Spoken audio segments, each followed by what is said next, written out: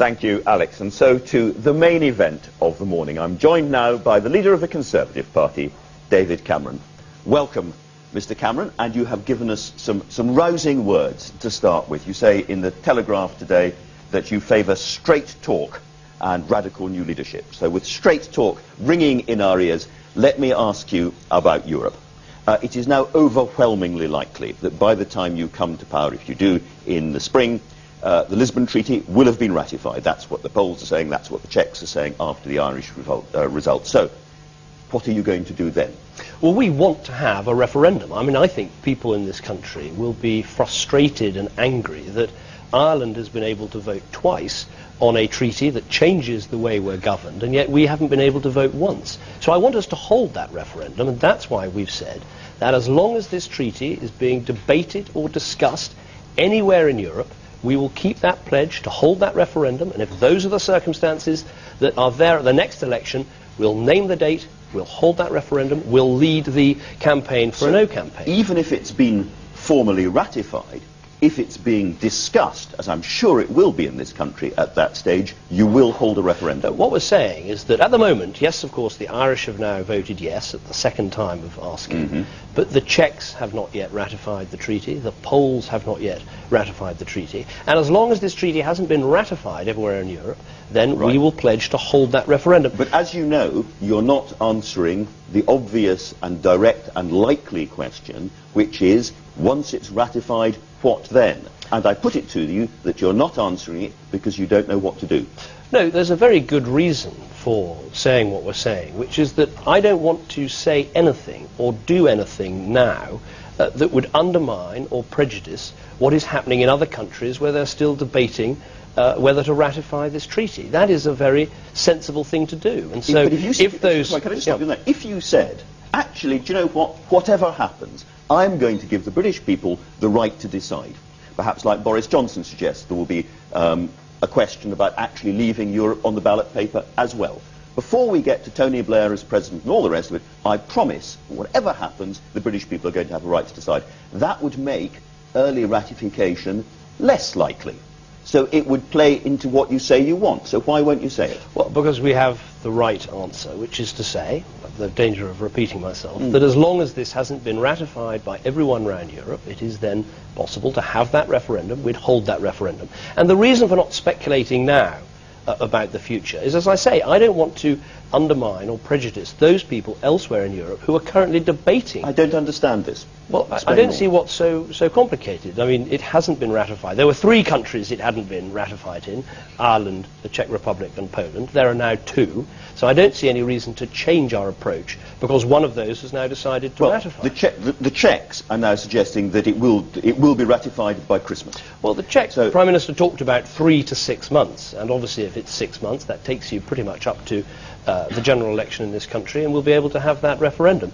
So as I say, this is the right... But you won't have the referendum if the treaty is ratified. What I've said is that as long as it is being debated or discussed... This is the most obvious, the likeliest outcome is something that matters hugely to your party. 60-odd% of your party want the chance to repatriate powers and, look again at our relationship with Europe. The public are, in a fairly similar place at the moment. Your MPs are too. And yet, the likely situation is that you will come to power if you do. Perhaps Tony Blair will be there as President of the European Union, and the treaty will be ratified, and there won't be much you can do. But Andrew, with respect, this is exactly what people said to me a year ago, a year and a half ago. They said, this treaty is going to be ratified, it's going to be implemented. Actually, we then had the Irish referendum, we have the delay taking place in the Czech Republic, the delay taking place in Poland. I think for that reason it makes sense to say, and we want, be clear, I want to have a referendum. I don't think this is a good... I don't think this is a good treaty. If you want to have a referendum, have a referendum. Well, I've set out exactly what we're going to do, and if those circumstances change, I'll happily come back on your programme and explain exactly what we'll do. Well, a lot of people watching will say the reason he can't say that he's going to have a referendum if the Lisbon Treaty is ratified is because it's going to be too disruptive, it's too much of a big issue, it's going to cause too much anger. I think people watching will understand this argument that while there are other countries actually delaying the implementation of this treaty, don't do anything or say anything that stops them from doing that. Stick to your pledge for the referendum and explain. But as I said before, if you said you were going to have a referendum, that would delay the treaty being ratified. It's certainly not going to speed it up. So why the silence? I just don't understand. Well, I can only, I mean, I can set the answer to music if you like, but that is, you know, I think people will understand that you don't want to prejudice or undermine people who currently have said we're going through our own ratification process. I think people at home will also be wondering, well, are they going to ask any questions about anything else? Well, there's plenty of time for that. I wouldn't worry. Staying with Europe for the time being, however, you've fallen out pretty badly with Angela Merkel's CDU. They've broken off links with you as a party. They don't like the grouping that you're going into at the moment. And there is clearly a fresh drive towards a sort of Franco-German fast-track core of Europe. Are you content with the situation where we are on the sidelines? Well, I don't agree with your description of what is happening. I have a very good relationship with Angela Merkel. I've met several times, a good relationship with President Sarkozy in France.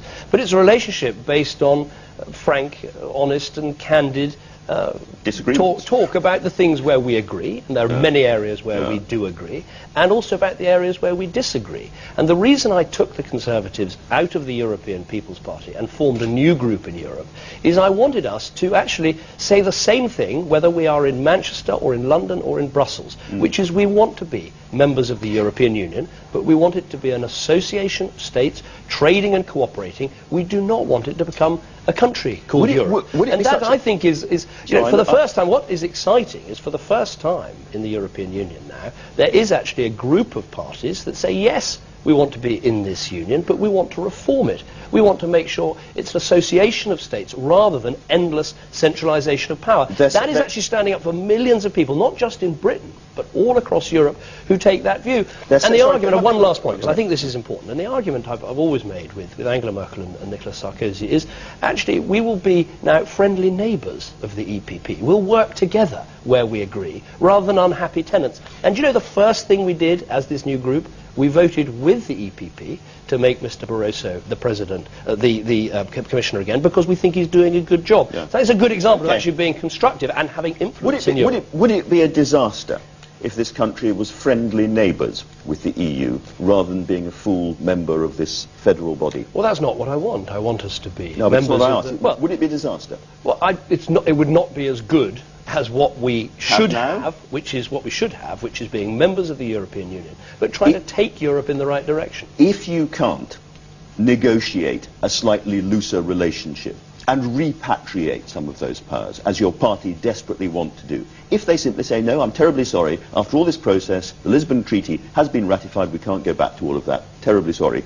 If that's the situation, would you look again at our fundamental relationship with the EU? Well, I don't believe in going into any situation or any negotiation thinking that you're going to fail. I mean, Margaret Thatcher was told frequently, you'll never get any money back from Europe. That's not the way it works. You just have to give in and take what you're given. I don't accept that.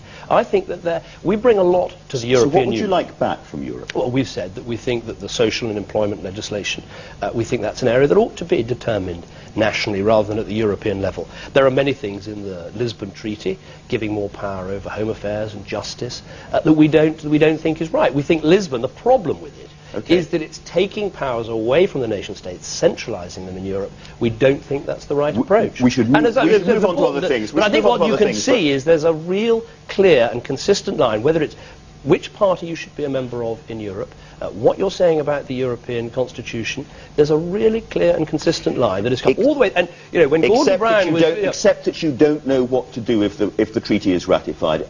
You may very well have to swallow President Tony Blair. How would that feel? Well, bad, because we don't want a president of Europe. I don't think that's the right approach. One last point on this, which is, you know, the Labour government, the Labour Prime Minister promised us a referendum. They have backed out of that promise and let the British people down.